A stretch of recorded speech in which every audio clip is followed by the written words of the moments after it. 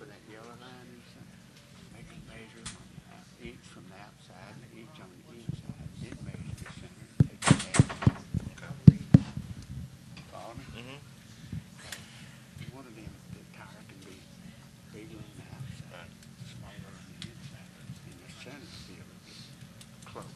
But then you take the average.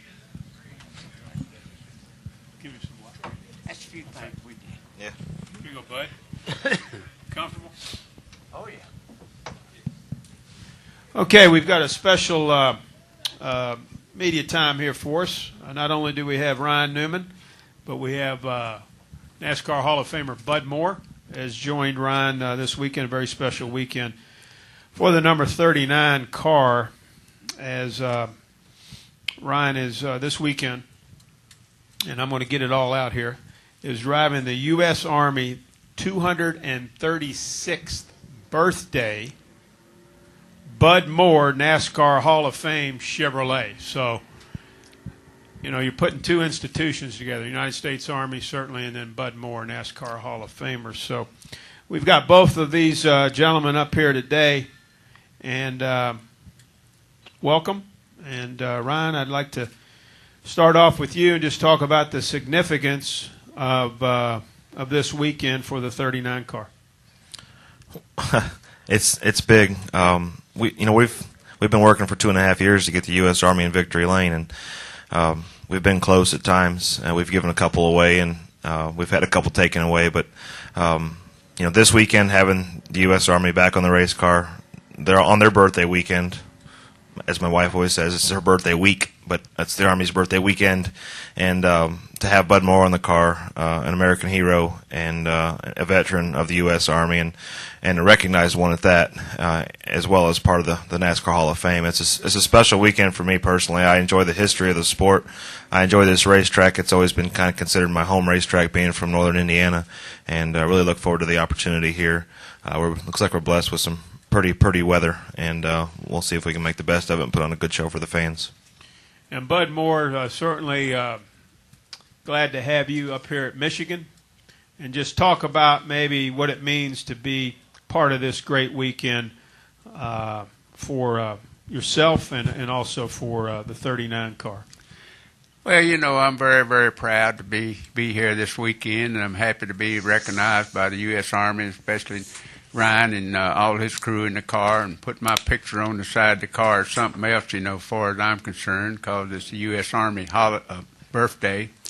And it's great to know that Ryan and all his crew, they're doing such a good job as far as the U.S. Army is concerned, and celebrating the 236th anniversary as far as they're concerned. And me being in the Army is the way I was during World War II and all this. And as Ryan said, they put my picture on the car when I was only 18 years old. He said I was a Boy Scout back then. But anyway, it's a big honor for me to know that what's happening here this weekend, and it's an honor for me to get back here. I hadn't been here since 1998, knowing some of the changes look like they have made here, and it's going to be a great weekend for me to be associated with Ryan and all the crew and the Army crew and all the people here. Okay, we'll take some questions now for either Bud or Ryan. If you have one, raise your hand and identify yourself and your media affiliate, and then also let us know who the question will be directed to.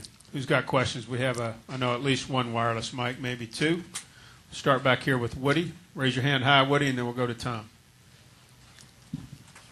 Woody Kane with MRN. Ryan, I don't know if you heard the announcement earlier, but they're going to repave Michigan after the August race. Just curious to get your thoughts on how you think that'll change things here.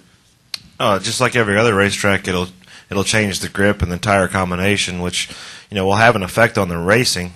We've never gone to I shouldn't say this, but I don't think we've ever gone to a newly surfaced racetrack and run 3 wide or had 3 grooves to work with. So it changes the characteristics of the racing.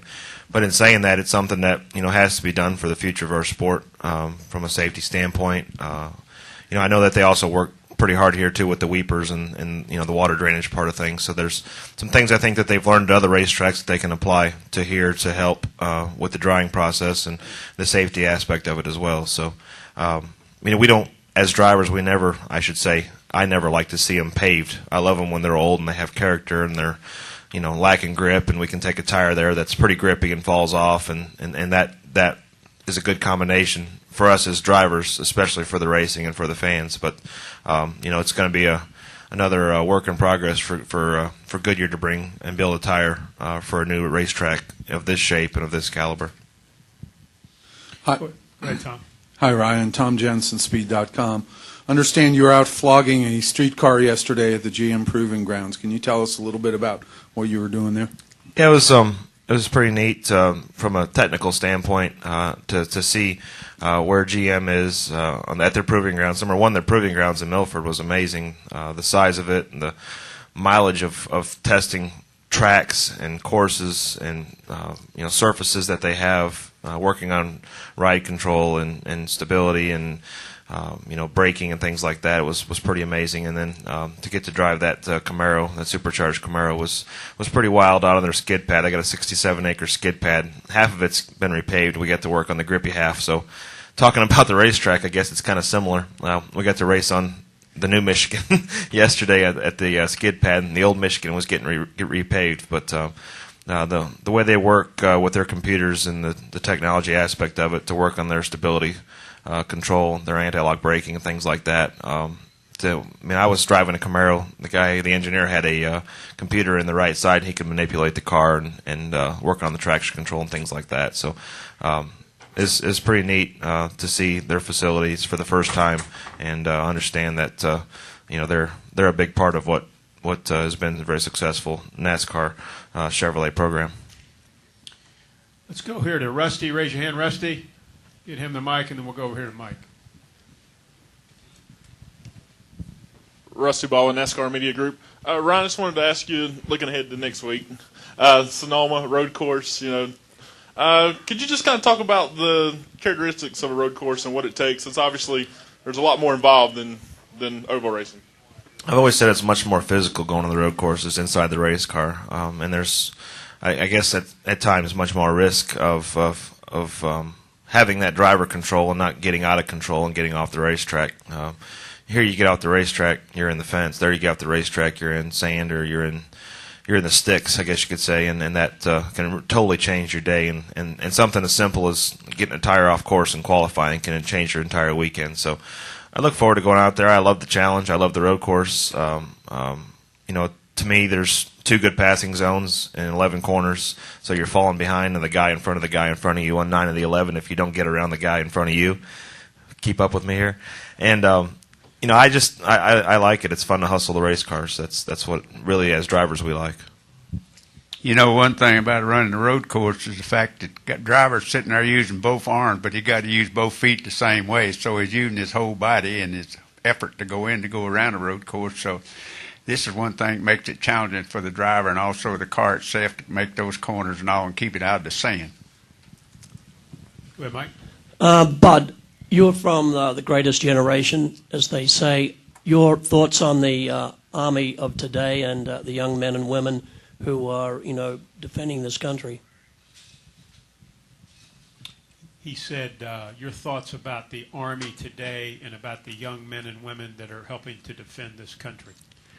Well, when I was in the Army and going through what I did in World War II, I was with General Patton the whole time I was over there. And when we fought the war over there, we sort of knew who we were fighting, who we didn't. I know the young men now going to Afghanistan and Iraq and all over there now, they don't know who they're fighting or anything else on this part. And that's what makes it real bad. The guy can be 2 or 3 standing there, and the guy walks up and blow himself up and kill 3 or 4 of them, and they don't even know this is going to happen. So what we did in World War II, we killed everything that moved. If it was a cow or a bird or a dog or what, it didn't make any difference. So these guys had to do a little different situation.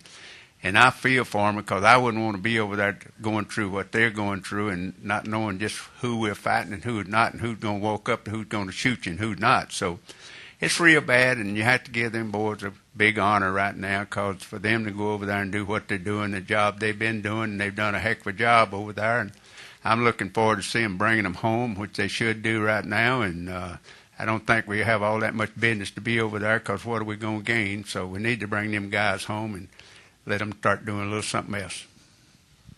Right here, gentlemen, raise your hand in the orange shirt. Hi, Ryan. Vito Puglisi, FrontStretch.com. Question regarding the repaving. I know with some of the older tracks have a little more character that, like Michigan, once they're repaved, they kind of lose that. They might go down to a one-groove racetrack. Any concern of that happening with Michigan, do you think? Well, no matter how good a paving crew there is, they're still going to end up with character, and the character comes with time. I mean, they obviously strive to do a perfect job. That's what their goal is, just like when they pave a highway, is to make it perfectly smooth, but that highway gains character over time as well. So,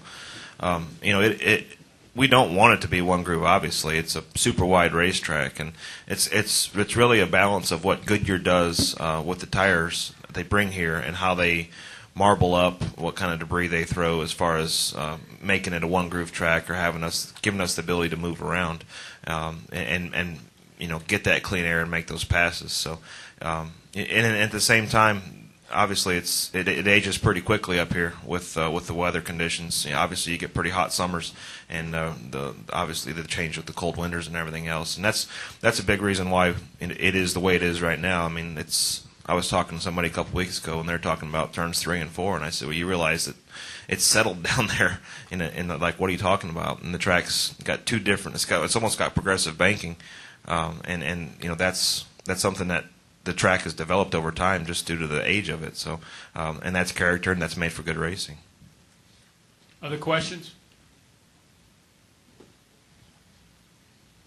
Okay, Ryan and Bud, it's a great weekend for the United States Army, great weekend for the 39 team, and certainly always great to have Bud Moore with us, one of the giants in the sport. Congratulations on the birthday for the United States Army, and all the best to you, your team, and those men and women serving our country this weekend. Thank you. Thank you. Thank you very much.